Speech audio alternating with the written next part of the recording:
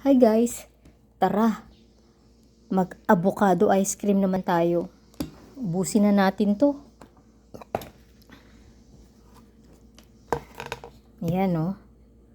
Ang sarap, hindi naman siya ganong matamis kasi avocado.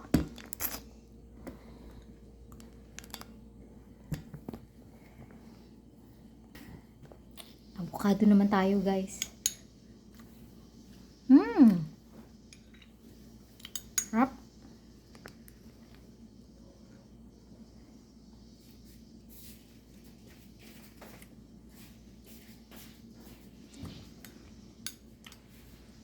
Nak, mag-avocado ka rin. Kakangilo. Hindi ko lalagay sa freezer muna nak ha. Para mabilis ma-scoop. Kasi matigas eh.